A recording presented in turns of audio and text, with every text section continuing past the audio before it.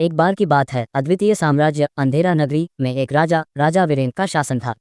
राजा बेहद सनकी था। उसकी सनक इतनी बढ़ गई थी कि वह हर चीज पर अजीबोगरीब नियम लागू करता। महल में कोई बिना उसकी इजाजत हंस भी नहीं सकता था। पर इन सबसे ज्यादा लोग रानी वसुधा के लिए चिंतित थे। रानी बेहद सुंदर, समझदार और दयालु थी, लेकिन वह हमेशा चुप रहती।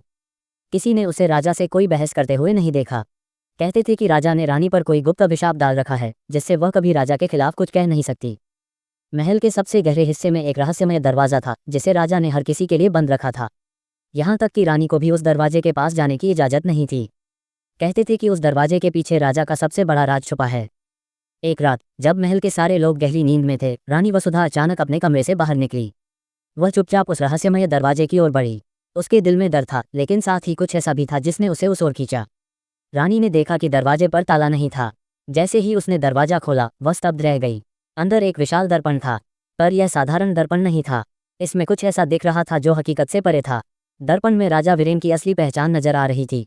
वह कोई इंसान नहीं, बल्कि एक दुष्ट आत्मा था, जिसने असली राजा को मारकर उसका रूप धारण कर लिया था। दर्पण के दूसरी ओर असली राजा वीरेन की आत्मा कैद थी। वह रानी से मदद की गुहार लगा रहा था। रानी समझ गई कि उसे कुछ करना होगा, लेकिन जैसे ही उसने पीछे मुड़कर भागने की कोशिश की, नकली राजा वहां आ खड़ा हुआ। उसकी लाल आंखें और गुस्से से भरी आवाज से महल गूंज उठा। तुमने मेरा राज जान लिया, उसने गरजते हुए कहा। रानी ने घबराने के बजाय चालाकी दिखाई। उसने कहा, अगर तुम इतने शक्तिशाली हो तो इस दर्पण को क्यों छिपा रखा है? क्या तुम्हें डर है कि मैं तुम्हें हरा दूंगी? यह सुनकर राजा ठहाका मारकर हंस पड़ा। तुम मुझे नहीं हरा सकती, लेकिन मैं तुम्हें दिखाता हूँ कि मैं कितना ताकतवर हूँ।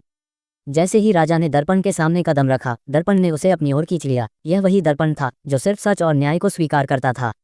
नकली राजा, जो खुद झूठ और छल का प्रतीक था, उसमें हमेशा के लिए कैद हो गया। दर्पण टूट गया और असली राजा वीरेन की आत्मा ने एक बार फिर अपने शरीर को प्राप्त किया। वह रानी के पास आया और सब कुछ समझाने लगा। पर कहानी यहीं खत्म नहीं होती। जब रानी और असली राजा महल से बाहर आए, तो उन्होंने देखा कि पूरा महल धीरे धीरे अंधेरे में समा रहा है। हम अब भी उस अभिशाप से पूरी तरह आजाद नहीं हैं, राजा ने कहा। यह कहानी यहीं समाप्त होती है, लेकिन यह सवाल छोड़ जाती है, क्या राजा और रानी कभी पूरी तरह आजाद हो पाएंगे?